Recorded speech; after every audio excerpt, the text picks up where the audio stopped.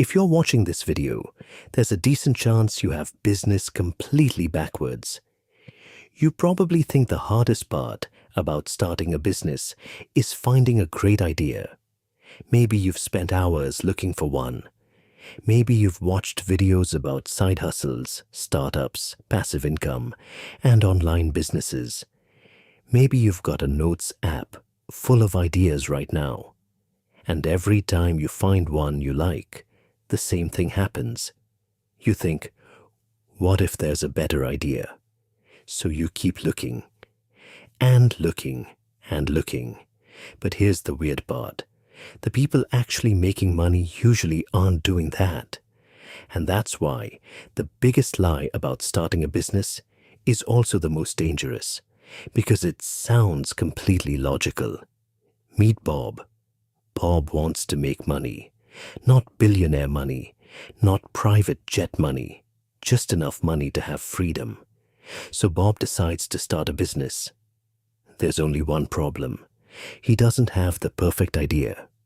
So he starts researching, he watches videos, reads articles, studies successful founders, searches for the best businesses to start, searches for hidden opportunities, searches for business ideas nobody knows about, and every day he becomes more convinced that success is hiding behind one perfect idea, one breakthrough, one opportunity, one genius insight.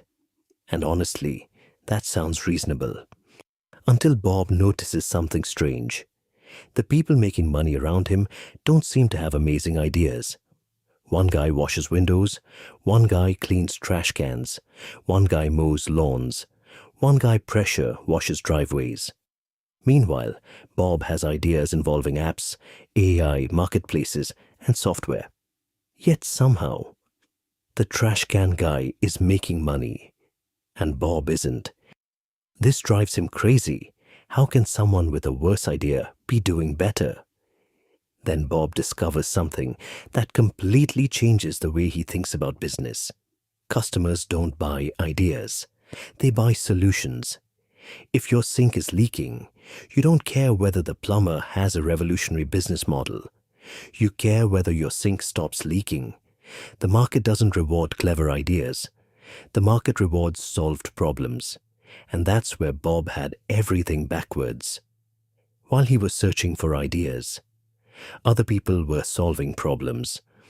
While he was researching, other people were getting customers.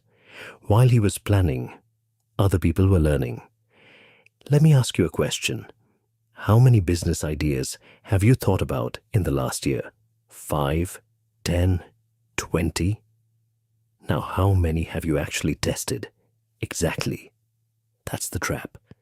Most people think they're stuck because they don't have the right idea.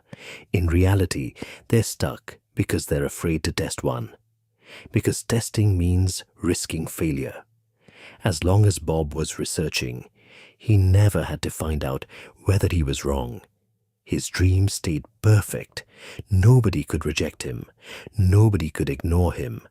Nobody could tell him his idea wasn't worth paying for. The moment you start a business, reality gets a vote. And reality can be brutal. Nobody wants your product. Your pricing is wrong. Your offer isn't compelling. Your customers don't care.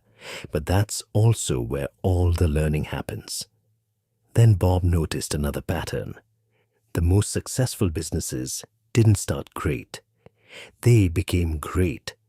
Amazon started as an online bookstore. Airbnb started with air mattresses on a floor. Most successful businesses look pretty ordinary in the beginning because customers shape them over time. The market tells you what's valuable. The market tells you what's broken. The market tells you what people actually want. But none of that happens until you start, which means waiting for certainty is a terrible strategy because certainty comes after action, not before it.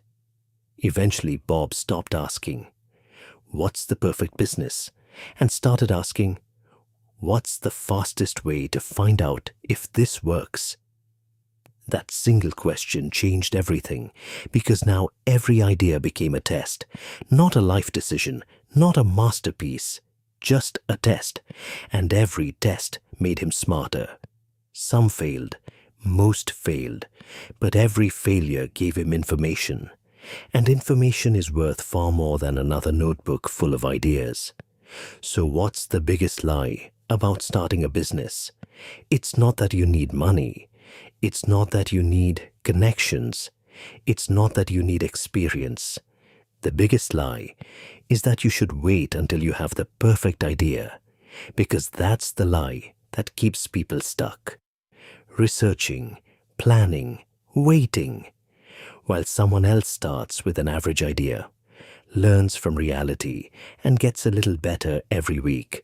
The truth is that most successful founders don't start with certainty.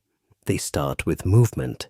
And while everyone else is looking for the perfect opportunity, they're already learning from reality, which is where real opportunities come from.